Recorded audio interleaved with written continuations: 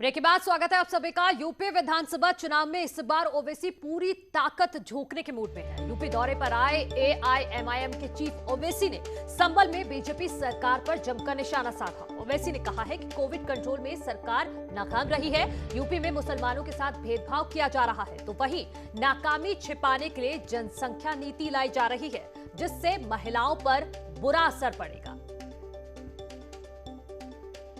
बड़े ही अफसोस की बात है कि देश के प्रधानमंत्री ने उस प्रदेश में आकर जहां से वो वहां के एमपी भी है, वो अपनी नाकामी को, अपने स्टेट के गवर्नमेंट की नाकामी को कबूल करते उन्होंने लाखों मरने वालों के परिवार के ऊपर नमक उस पर फेंका है। पॉपुलेशन को आप जो आपके पास एक ताकत है पॉपुलेशन जी, उसको स्ट्रेंथ बनाइए ना, आप कमजोरी बना रहे हैं। इसलिए बना रहे हैं कि आप 7 साल के अरसे में आपने नौकरियों का वादा किया था 15 लाख, वो झूठा साबित हुआ। आज उत्तर प्रदेश का नौजवान बेरोजगार उसका मुकद्दर बन गया। महिलाओं को आप पढ़ाने का इंतजाम नहीं करते। उत्तर प्रदेश में highest drop out rate school में अगर किसी का है तो मुसलमानों का है। लिटरेसी रेट अगर किसी का कम है तो मुसलमानों का है, और फीमेल में सबसे कम है तो मुस्लिम महिलाओं का है। ग्रेजुएशन में सबसे कम है तो मुसलमान है, पीजी में सबसे कम है तो मुसलमान है। क्या गवर्नेंस आपने किया? तो ये मुद्दे रहेंगे। वहीं संभल से पहले ओवैसी ने गाजियाबाद के डासना इलाके में पार्टी के कार्यालय का उद्घाटन किया। इस दौरान वहां सैकड़ों लोगों की भीड़ पहुंच गई। ज्यादातर लोगों ने मास्क भी नहीं लगाया था। अफरा तफरी की वजह से वो मीडिया से भी मुखातिब नहीं हुए। जब उनसे जनसंख्या नीति पर सवाल पूछा गया तो उन्होंने कुछ भी बोलने से इनकार कर दिया।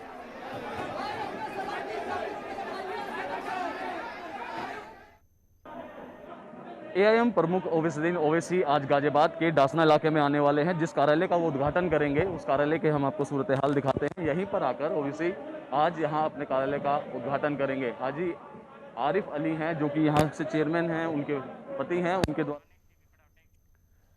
चलिए आगे बढ़ते हैं। समाजवादी पार्टी कार्यकर्ताओं ने पूरे उत्तर प्रदेश में प्रदर्शन किया। पंचायत चुनाव में धांधली, महंगाई, बेरोजगारी समेत कुल 8 मुद्दों को लेकर पार्टी नेता जगह जगह सड़कों पर उतरे और सरकार के खिलाफ जमकर नारेबाजी की।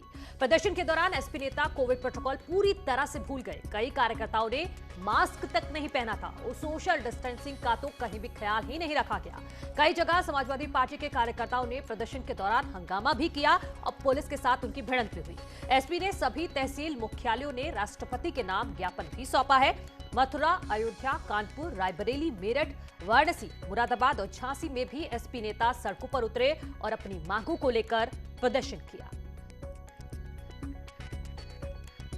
तो 8 तस्वीरें आपके सामने हैं। यूपी के अलग अलग शहर की तस्वीरें हैं जहां समाजवादी पार्टी कार्यकर्ता आज सड़कों पर उतरे और महंगाई, कानून व्यवस्था जैसे मुद्दों को लेकर प्रदर्शन किया है। कई जगह खबर यह भी आई कि पुलिस के साथ उनकी भिड़ंत भी हुई, क्योंकि सपा कार्यकर्ता लगातार प्रदर्शन पर अड़े हुए थे और पुलिस वाले उनको रोकने की कोशिश कर रहे थे। फिलहाल ये 8 तस्वीरें यूपी की आपको हम दिखा रहे हैं। मथुरा, अयोध्या, कानपुर, रायबरेली, मेरठ, वाराणसी, मुरादाबाद, झांसी, ये सिर्फ वानगी भर है। बाकी अलग अलग जिलों से और भी तस्वीरें आई हैं जिसमें समाजवादी पार्टी ने प्रदर्शन किया है और कोविड प्रोटोकॉल की जमकर इस दौरान धज्जियां उड़ाई गई है। लखनऊ में भी समाजवादी पार्टी कार्यकर्ता सड़कों पर उतरे और सरकार पर निशाना साधा। प्रदर्शनकारियों ने जमकर नारेबाजी की और राष्ट्रपति के नाम मांगों से जुड़ा एक ज्ञापन भी सौंपा। प्रदर्शनकारियों ने आगे भी इस तरह प्रदर्शन जारी रखने का दावा किया है। प्रदर्शन के दौरान लखनऊ में भी कोविड प्रोटोकॉल की किस तरह से धज्जियां उड़ाई गई हैं, ये तस्वीरें भी आप देख लीजिए। लखनऊ की ये तस्वीरें हैं जहां सरकार के खिलाफ नारेबाजी कर रहे थे समाजवादी कार्यकर्ता, लेकिन इस दौरान ना तो मास्क आप देख सकते हैं और ना ही सोशल डिस्टेंसिंग, तो आप भूल ही जाइए। कानून व्यवस्था, महंगाई को लेकर, इन्हीं मुद्दों को लेकर समाजवादी पार्टी के कार्यकर्ता जगह जगह आज सड़कों पर उतरे। ये लखनऊ की तस्वीर है जहां पर पुलिस भी मौजूद रही, पुलिस ने रोकने की कोशिश की और कई जगह भिड़ंत भी हुई है।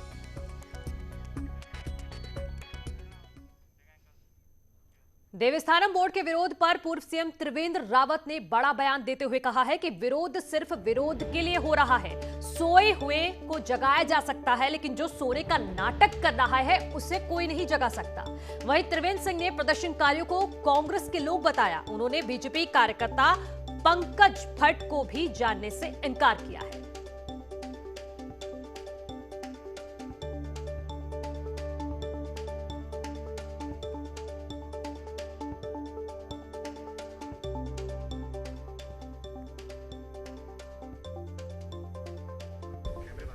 पहले तो मैं बताऊं आपको कि पंकज भट्ट कोई भाजपा का कार्यकर्ता है, मैं नहीं जानता। पहली बात तो मैं बताना चाहता हूं। दूसरी बात यह है कि जो लोग प्रदर्शन कर रहे हैं वो कांग्रेस के लोग हैं, विरोधी खेमे के लोग हैं। हमको एक कमी गिना दें वो लोग, और हमने उस पर बहुत चर्चा की, इन लोगों के साथ बैठकें की हैं, विधानसभा में उस पर चर्चा हुई है। और इस तरह का जो लोग विरोध कर रहे हैं उनका विरोध केवल विरोध के लिए विरोध है। राजनीति सोए हुए को जगाया जा सकता है, लेकिन अगर किसी ने सोने का स्वांग किया है, नाटक किया है, तो उसको नहीं जगा सकता, कोई नहीं जगा सकता उसको। वहीं पूर्व सीएम त्रिवेंद्र के बयान पर कांग्रेस के प्रदेश अध्यक्ष प्रीतम सिंह ने पलटवार करते हुए कहा है कि त्रिवेंद्र सिंह बौखलाहट में बयान दे रहे हैं और बिना सोचे समझे फैसले करने वालों का यही हश्र होता है।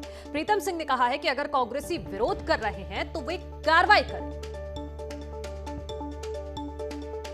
त्रिवेंद्र जी इस समय मुख्यमंत्री पद से हट गए हैं और वो इस समय बौखलाहट में है, और मैं उनको याद दिलाना चाहता हूं कि जब इस विधेयक को सदन के अंदर लाया जा रहा था तो कांग्रेस ने सरकार से आग्रह किया था कि इस पर पुनर्विचार करें।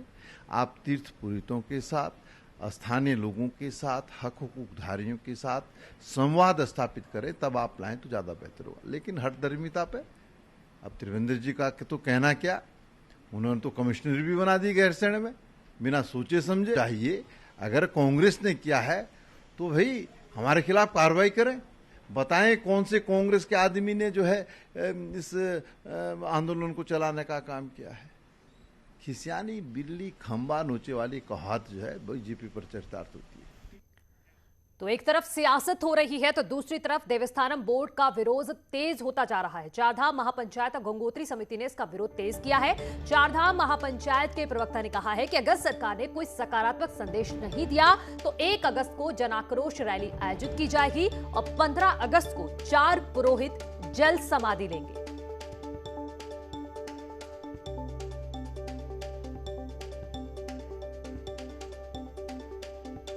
से भी परसों मिले थे और जो हमारा जो घोषणा पर अमल करो एक अभियान हमने चलाया है, जिसके तहत हम बार निवेदन कर रहे हैं जितने भी कैबिनेट मंत्री सबसे मिल रहे हैं कि जो माननीय मुख्यमंत्री ने पिछली बार घोषणा कर दी कि उन मंदिरों को मुक्त किया जाएगा, उनको तत्काल मुक्त करें और हमारी जो व्यवस्था है उसको चलने दें। और लगातार हम आज भी 2 साल से इस कठिन परिस्थिति में काम कर रहे हैं और व्यवस्था को चला रहे हैं। तो सरकार से मेरा निवेदन है कि इस पर अमल किया जाए जल्दी। अगर हमारे इस अभियान को सरकार की ओर से कोई सकारात्मक रुख नहीं अपनाया जाता है तो हमारा 1 अगस्त से जो है, एक तो उत्तरकाशी मुख्यालय में और दूसरा बड़कोट में गंगोत्री यमुनोत्री के अलावा चारों धामों के तीर्थ पुरोहित वहाँ पर हम लोग एक जन आक्रोश रैली आयोजित करेंगे।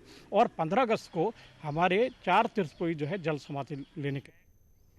आगे बढ़ते हैं, कुछ और खबरों का रुख कर लेते हैं। आगरा से अगवा डॉक्टर को पुलिस ने राजस्थान के धौलपुर से बरामद कर लिया है। डॉक्टर उमाकांत के परिवार से करोड़ों की फिरौती मांगने वाले 2 आरोपियों को भी पुलिस ने गिरफ्तार कर लिया है, जिसमें एक आरोपी महिला भी थी।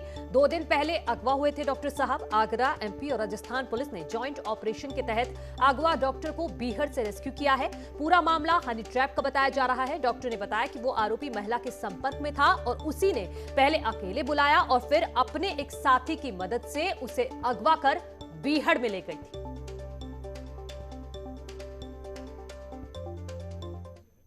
हम लोगों ने राजस्थान पुलिस से कॉन्टेक्ट किया, धौलपुर पुलिस से पर्टिकुलरली हम लोगों ने कॉन्टेक्ट किया। 2 लोगों को गिरफ्तार करने में कामयाबी जो इस जॉइंट ऑपरेशन में मिली है और साथ ही में जो डॉक्टर साहब हैं उनका भी सेफ रेस्क्यू यहाँ से हुआ है। उधर हापुड़ में डबल मर्डर से इलाके में सनसनी फैल गई। मामला शहर कोतवाली इलाके के कोटला इलाके का है। यहां पति पत्नी की गला काटकर हत्या कर दी गई। दोनों के शव घर के अंदर पड़े हुए मिले। सूचना के बाद मौके पर पहुंची पुलिस ने दोनों शव को पोस्टमार्टम के लिए भिजवा दिया है। बुजुर्ग दंपति मकान में अकेले रहते थे। हत्या के कारणों का अभी खुलासा नहीं हो पाया है।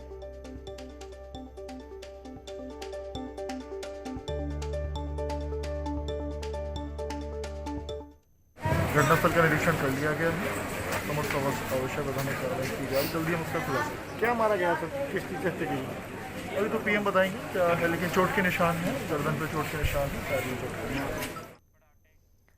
उधर ग्रेटर नोएडा में बदमाशों के हौसले इतने बुलंद हैं कि पुलिस चौकी के चंद कदमों की दूरी पर बदमाशों ने एटीएम मशीन काटकर करीब 17 लाख रुपए कैश लेकर फरार हो गए। सूचना मिलते ही पुलिस मौके पर पहुंची और जांच में जुट गई है। मामला ग्रेटर नोएडा के थाना दनकोर क्षेत्र के बिलासपुर कस्बे का बताया जा रहा है। पुलिस के अधिकारियों का कहना है कि सीसीटीवी खंगाला जा रहा है। जल्द ही कैश उड़ाने वाले सलाखों के पीछे होंगे।